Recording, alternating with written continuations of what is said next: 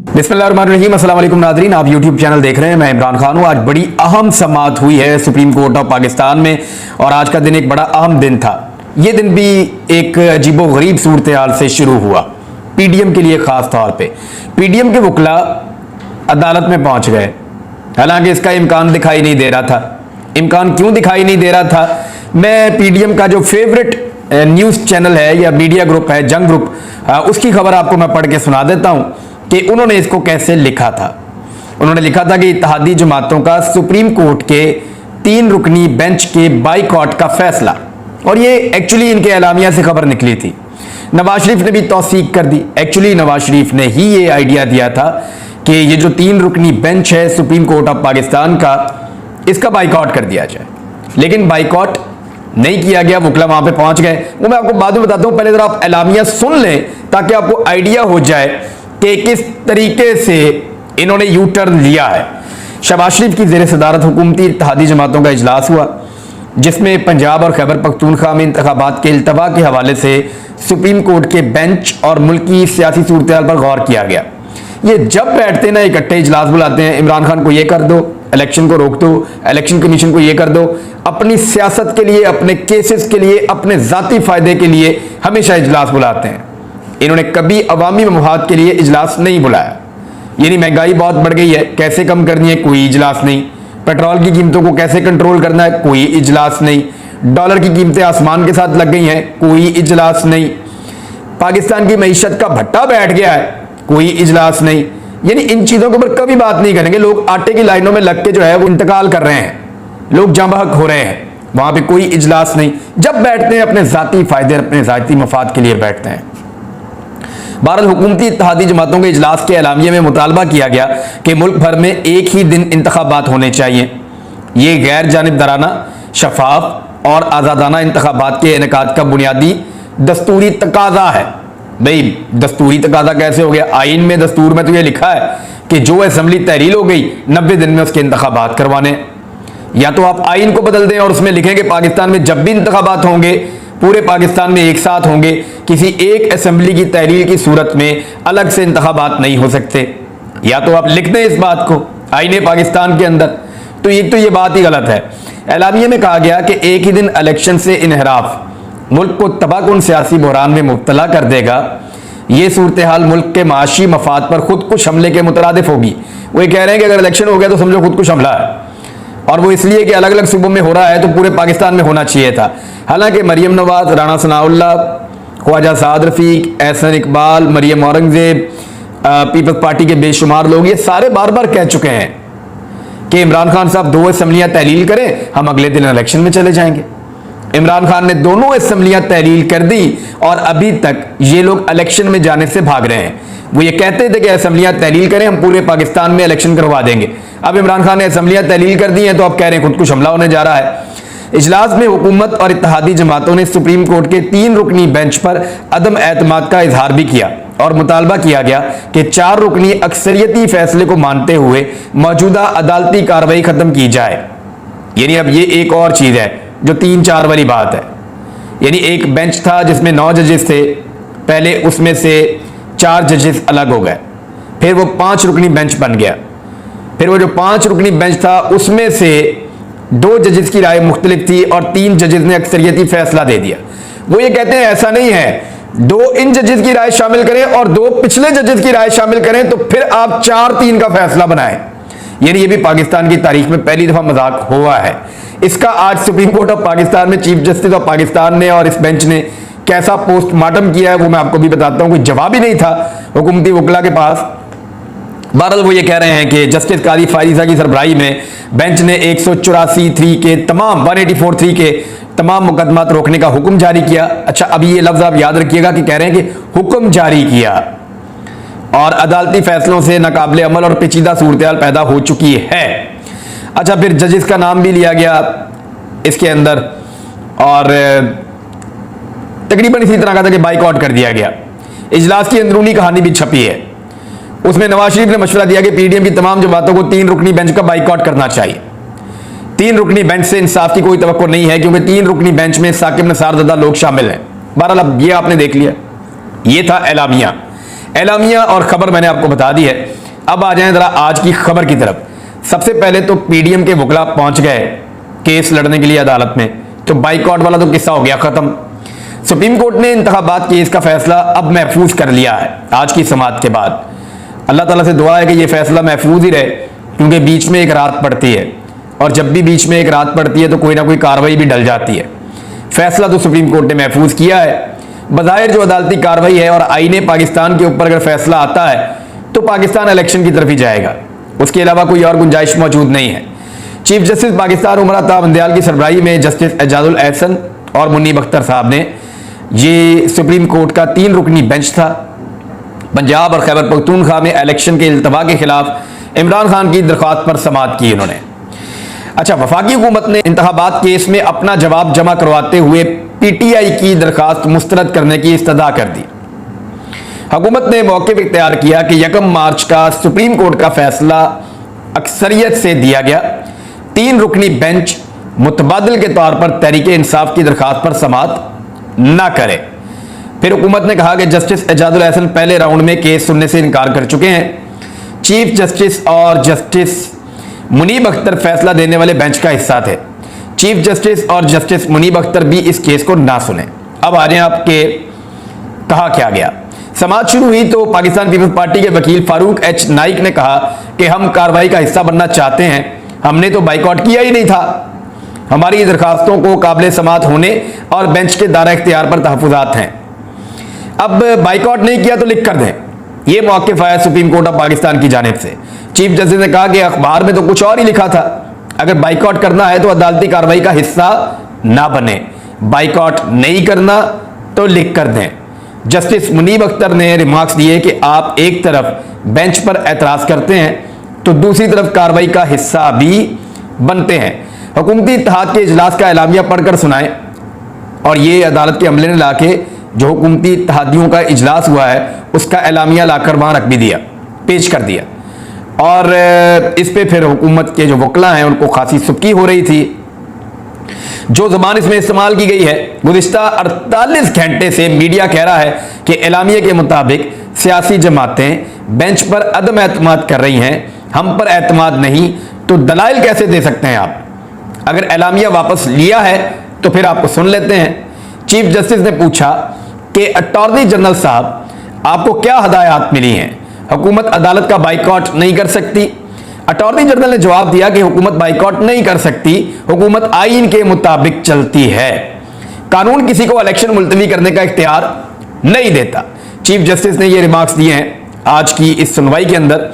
और chief justice ने कहा कि वफाकी हुकूमत ने कोई ऐसा मवाद नहीं दिया जिस पर इंतखाबात मुलतवी हों, इंतखाबात की राह में हायल रुकावटों से भी आगाह नहीं किया गया, हुकूमत ने इलेक्शन करवाने की आमादगी भी जाहिर नहीं की है। सुप्रीम कोर्ट ने फैसला महफूज कर लिया है और ये अब कल सुनाया जाएगा। कुछ और चीज़ें जो अदालत में डिस्कस हुई वो मैं आपको बता देता हूँ। एक चीज़ जिसपे काफ़ी लोगों ने बातचीत भी की है कि अदालत ने कहा कि अदालत का काम होता है तवाज़ुन कायम करना। अदालत का काम, मुझे भी ऐसा लगता है कि तवाज़ुन कायम करना नहीं होता, बात सूरतों में बात औक़ात अदालत को इस तरफ जाना पड़ता है। एक्चुअली अदालत का काम होता है इंसाफ की फराहमी। वो इंसाफ फराहम करते हैं, चाहे किसी के लिए मुश्किलात पैदा हो जाएं, चाहे किसी को वो पसंद आए या ना आए, अदालत ने सिर्फ आइन और कानून के मुताबिक इंसाफ फराहम करना होता है। यहाँ पे रिमार्क्स ये भी है कि माजी में अदालत असेंबली की तहलील कलअदम करार दे चुकी है। जब इमरान खान साहब ने असेंबली की तहलील की थी तो उसको कलअदम करार दे दिया था। डिप्टी स्पीकर की रूलिंग के बाद इमरान खान साहब ने असेंबली तहलील कर दी थी तो उसको कलअदम करार दे दिया था, लेकिन माजी में हालात मुख्तलिफ थे। चीफ जस्टिस ऑफ पाकिस्तान ने यह भी कहा मुल्क में कोई सियासी मुज़ाकरात नहीं हो रहा है, रुकावटों से आगाह करने की जिम्मेदारी वफाकी हुकूमत की थी, लेकिन उन्होंने अभी तक तो ऐसा नहीं किया। अच्छा, 3-4 वाला जो नुक्ता है उस पर अपने तहरीरी दलाइल जमा करवाएं। यानी ये जो 3-4 कहती है ना मरियम नवाज और पीडीएम के सारे लोग, वो 3-4 वाले नुक्ते पे अदालत ने कहा कि तहरीरी दलाइल अपने जमा करवा दें। अटॉर्नी जनरल को चीफ जस्टिस ऑफ पाकिस्तान ने हदायत दी है। अब ये जो 3-4 वाले मामला है इसमें एक दो चीजें बड़ी क्लियर है। इसमें जस्टिस एजाजुल एहसन साहब ने कहा कि 2 अलग अलग बेंचेस ने अलग अलग कार्रवाई की थी। यानी एक पहला बेंच था जिसमें 9 जजेस थे, उसमें से 4 जजेस निकल गए, उनकी कार्रवाई अलग थी। दूसरा बेंच था जिसमें 5 जजेस थे, अलग बेंच, नया बेंच। उस 5 जजेस के बेंच के अंदर से 2 ने, यानी अकलियती जजों ने कोई और फैसला दिया और अक्सरियती जजों ने कोई और फैसला दिया, तो 2-3 से एक नया फैसला आ गया। अब पीडीएम ये कहती है कि जो पिछला बेंच था, जो एक और 9 रुकनी बेंच बना हुआ था, उसके 2 जजेस ने जो बात की है वो भी शामिल करें। तो फिर इस तरह तो जो बाकी 2 बच गए हैं, 9 जजेस पूरे करें, तो फिर उनकी भी बात आप शामिल करें। तो इस तरीके से एक खेल खेलने की कोशिश की गई, और लेकिन वो खेल कामयाब नहीं हुआ, नॉकआउट हो गए सारे के सारे वहां पे। और एक फैसला 3 रुकनी अक्सरियत ने दिया और एक फैसला 2 रुकनी अकलियत ने दिया। अदालत ने इस मामले को आज बहुत क्लियर कर दिया है। जिन जजेस के नोट का हवाला दे रहे हैं, क्या वो 5 रुकनी बेंच में थे? चीफ जस्टिस ऑफ पाकिस्तान ने बड़ा अहम सवाल पूछा, और इन सवालात के जवाबात ना अटॉर्नी जनरल के पास थे, ना इलेक्शन कमीशन के वकील के पास थे, और ना पीडीएम की जमातों की जानिब से जो वकला है उनके पास भी इसका जवाब मौजूद नहीं था। बेंच पर एतमाद नहीं है तो दलाइल किस तरह आप दे सकते हैं? जस्टिस मुनीब अख्तर साहब ने यह फरमाया। अदालती अमले ने, मैंने आपको पहले भी बताया कि पीडीएम का एलामिया निकाल कर दे दिया। कादी फायद ईसा साहब से एक मुलाकात हुई चीफ जस्टिस ऑफ पाकिस्तान की, उस बारे में 2-3 चीजें सामने आई हैं, मैं आपको बताता हूं। जस्टिस फायद ईसा को पूछा था कि 1 मैन शो किसको कहा। ये चीफ जस्टिस ऑफ पाकिस्तान ने बताया कि मैंने जस्टिस कादी फायद ईसा साहब को पूछा कि 1 मैन शो किसको कहा। तो इसमें ये रिपोर्ट, अच्छा एक्चुअली मैं खुद रिपोर्ट नहीं कर रहा, मैं अदालत में मौजूद नहीं था, ये मुख्तलिफ जो रिपोर्टर्स ने रिपोर्ट किया है और मुख्तलिफ जगहों से जो रिपोर्टिंग हुई है, मेरी कुछ लोगों से बात हुई, वहां से मैंने ये इंफॉर्मेशन ली है। अच्छा, उन्होंने कहा कि अमूमी बात की है, आपको नहीं कहा, चीफ जस्टिस ऑफ पाकिस्तान ने यह फरमाया। इसके अलावा कादी फायद ईसा ने कहा कि अवाम की भलाई के लिए तमाम अज खुद नोटिस की समात रोक दी जाए, यह अटॉर्नी जनरल ने कहा। तो चीफ जस्टिस ऑफ पाकिस्तान ने यह कहा कि केस की समात रोकने में अवाम की भलाई नहीं है, समात करने में और फैसले करने में अवाम की भलाई होती है। कादी फायद ईसा से परसों मुलाकात की चीफ जस्टिस ऑफ पाकिस्तान ने, और उन्होंने कहा कि जल्द रूल्स बनाने के लिए फुल कोर्ट इजलास बुलाएंगे। यानी जो पार्लियामेंट रूल्स बना रही है, नहीं, वो सुप्रीम कोर्ट ऑफ पाकिस्तान के जजेस बैठेंगे, फुल बेंच बैठेगा, वो बैठकर अपने रूल्स के अंदर अगर कोई तरामीम करनी है तो वो उसके अंदर कर लेंगे। पीडीएम के वकला के लिए खासी सुबकी वाली सूरत हाल इसलिए थी कि उनकी जमातें जो है वो बाइकआउट की बात कर रही हैं और वो खुद जो है आकर अदालत के अंदर केस को लड़ रहे हैं। चीफ जस्टिस ऑफ पाकिस्तान ने एक और मामला बड़ा क्लियर किया। उन्होंने कहा कि यह अवामी मफाद का मामला था, अवाम के बुनियादी हुकूक का मामला था, इसलिए बहुत सोच समझ कर अज खुद नोटिस लिया है। हर केस के ऊपर अज खुद नोटिस हर मामले पर नहीं लिया जाता। इसका क्राइटेरिया जो है वो बड़ा सख्त है, इसका पैमाना बहुत सख्त रखा हुआ है। और अगर ये मिसाल बन गई, इसलिए इलेक्शन नहीं हो सकता कि पाकिस्तान के पास पैसे नहीं है या सिक्योरिटी के मसाइल हैं, तो फिर हमेशा माली मुश्किलात पर इलेक्शन नहीं हुआ करेंगे। ये जस्टिस इजाजुल एहसन साहब ने भी कहा है। वहां पे इरफान कादर साहब ने एक बात रखी और पीडीएम के ग्रुप से हैं, उन्होंने कहा कि अदालत सोशल मीडिया पर चलने वाली बातों का भी नोटिस ले, यानी अदालत सोशल मीडिया पर चलने वाली बातों का नोटिस ले।